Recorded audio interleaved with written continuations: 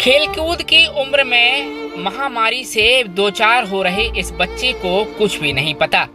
And तक India की team ने इससे बात करने का प्रयास किया। बच्चा कुछ भी नहीं बता पाता है। बच्चे को केवल इतना पता है कि वह सुबह शाम सोता है, उठता है, खाता है, पीता है और सो जाता है। परिजनों की माने तो जब बीमारी का प्रभाव बढ़ता है तो वह अचेत अवस्था में चला जाता है और अवस्था भी ऐसी कि 3-4 घंटे तक वह बेहोश हो जाता है। तो वहीं परिजनों के मुताबिक एम्स में इसका इलाज चल रहा है। बीमारी इसे हो गई है, उसका नाम है गोचर, जो कि लाखों और करोड़ों में किसी एक बच्चे को होती है। और इस बीमारी के सिम्टम कुछ यूं हैं कि लीवर और तिल्ली बढ़ जाते हैं और जब इसका प्रभाव ज़्यादा होता है तो बच्चा अनकॉन्शियस यानी बेहोश हो जाता है। परिजनों के नाम पर केवल माँ और छोटी बहन है। कोरोना काल में इसने अपने पिता और दादी को खो दिया है। तो वहीं माँ सिलाई बुनाई कढ़ाई करके अपने जीवन यापन कर पा रही है।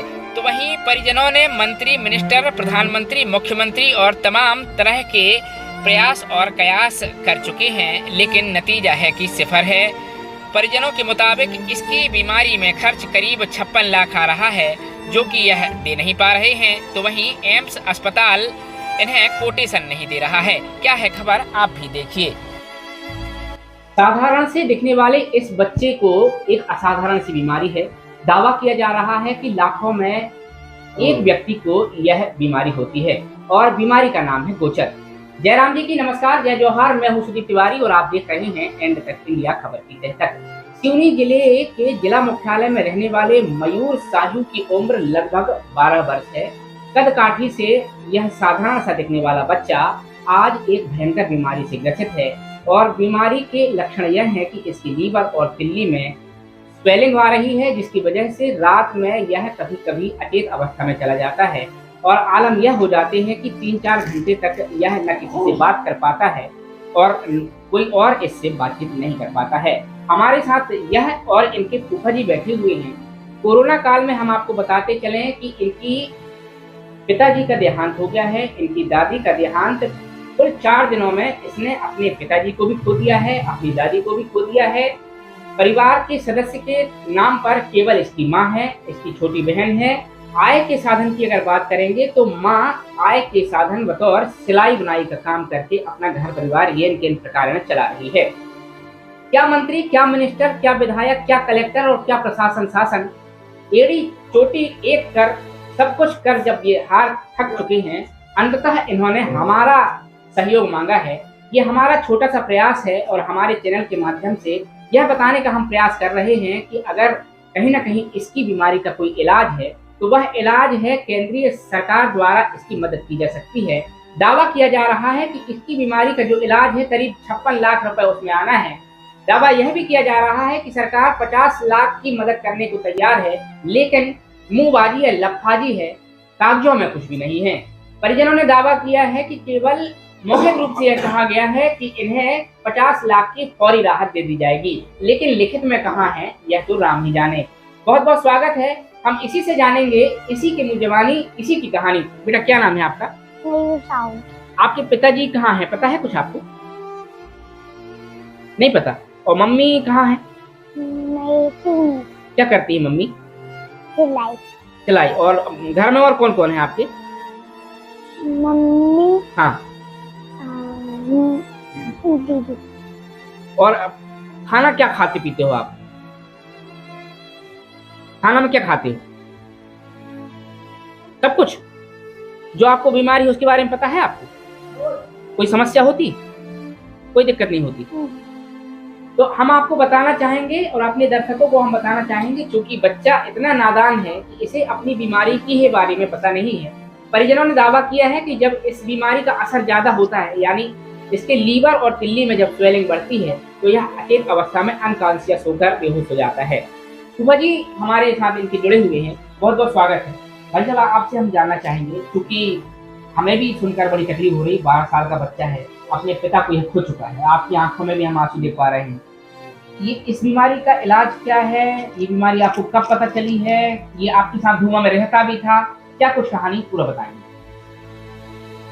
कोरोना काल में इसके पिताजी बता दिए 4 घंटे के अंतर में जी खत्म हो गए थे। जी। उसके बाद कोई नहीं था इसका सहारा, तो मैंने इनको अपने धूमा ले आया था पढ़ाने के लिए, यही पढ़ रहा था। जी।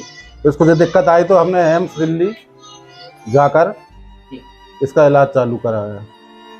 6 महीने तक तो इसकी जांच चलती रही। उसके बाद इसको गोचर रोग बताया उन्होंने, दुर्लभ बीमारी जो लाखों में एक को होती है। बीच में टोकना चाहूंगा, जी। जैसे आप बात कर रहे हैं इलाज की, तो ये कैसे पता चला कि इसको कुछ तकलीफ है? क्या कोई बताता था कि पेट में दर्द हो रहा है कि क्या है? कुछ बताता था क्या? इसका पेट बड़ा हो रहा था तो समझ में क्यों हो रहा है, और अच्छा। रात में एकदम से अचेत हो जाता, अच्छा। दौरा टाइप का आने लगा। हाँ।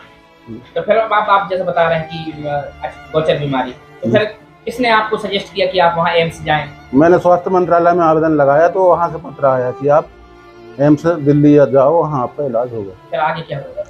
6 महीने तक चेकअप चला। उसके बाद बताया कि इसको गोचर रोग है। हाँ। मौखिक रूप से उन्होंने बताया इसका 56 लाख लगेगा था। हाँ। बोले तो तो फिर मैंने मांगा उनसे कि एस्टिमेट दीजिए, तो दे देंगे। 4-6 महीने घूम रहे, मैं एस्टिमेट भी नहीं दे रहे। तो क्या वजह है, क्यों नहीं दे रहे? क्या कारण? कुछ कहीं कुछ कोई दिक्कत आ रही है? कहीं इसकी शिकायत की है आपने केंद्रीय सरकार को या स्टेट गवर्नमेंट को? मैंने मोदी जी को दिए, राष्ट्रपति को दिया, स्वास्थ्य मंत्रालय में दिया। हाँ। और कुलस्ते जी को भी कई बार दे दिया। आज भी आप केंद्रीय मंत्री से मिले? जी। क्या कुछ उन्होंने कहा? कुछ नहीं, बात देखता हूँ, कल बताऊंगा। बोलते अभी आपने पहले ही बताया था कि उनका एक पत्र वहाँ गया था एम्स जी, में, जी। वहाँ उसका क्या हुआ पत्र? पत्र लेके गया मैं वहाँ, तो डॉक्टरों ने बैठाला, देखते हैं कि हम 8-10 दिन में आपको इसका जवाब दे देंगे, एस्टीमेट देना नहीं देना है। तो 1 महीने बाद उनका जवाब आया कि हम 50 लाख तक का इलाज कराएंगे, इसके अलावा कुछ नहीं दी कहा। इसकी बीमारी में कुल कितना इलाज है, कितना खर्चा आना है? और उन्होंने मौखिक रूप से बताया कि 56 लाख लगेगा। अच्छा। और लिखित नहीं दे रहे कुछ ऐसा। जी, और क्या ये है कि इसका अगर 56 लाख खर्च हो जाती तो ये स्वस्थ हो जाएगा? जी। क्या उसमें क्या करने वाले हैं इलाज में? वो विदेश से कोई एंजाइम आएगा जो इसके शरीर में नहीं बन रहा है, वो डाला जाएगा इंजेक्शन के माध्यम से। अब जैसा आपने बताया कि इनकी माताजी की पिताजी की मृत्यु हो गई और दादाजी की, जी। तो वो किस कारण हुई, कैसे हुई? कोविड-19 कोरोना से पहले इसके पिताजी खत्म हुए, 4 दिन बाद इसकी दादी खत्म हो गई। कितनी उम्र थी पिताजी की? पिताजी की 38 साल करीब। और दादी की उम्र? तो 60। तो उसके बाद जो अभी केंद्र सरकार कह रही है, राज्य सरकार भी कह रही है कि कोविड-19 के बाद, मतलब 2020 के बाद या उस दौरान जो खत्म हुए हैं, उनके परिजनों के बच्चों को 4-4 हजार रुपये महीने देने का दावा किया जा रहा है। आवेदन तो लगा चुका हूँ। कब किया था आवेदन? आवेदन ये 6-8 महीने हो गए। तो उसका लाभ अभी तक आपने नहीं मिला। वहाँ चक्कर भी गए, कलेक्ट्रेट भी गए, अभी नहीं आ रहा बोला कुछ। तो हम अपने दर्शकों को बताना चाहेंगे कि जिस तरीके से प्रदेश सरकार हो या केंद्र सरकार तरह तरह के दावे करती है, प्रधानमंत्री आवास की बात करती है, लाडली बहना योजना की बात करती है, तमाम सारी वो योजनाएं हैं जिनका लाभ देने का और लाभान्वित हितग्राहियों को प्रभावित करने का दावा करती है, वह दावा कहीं न कहीं आकर यहाँ शून्य हो जाता है। हम आपको बता दें इसकी उम्र 12 वर्ष है और दर्शक देख सकते हैं कि कनकाठी देखकर यह 12 वर्ष का कहीं से कहीं तक नहीं लगता है।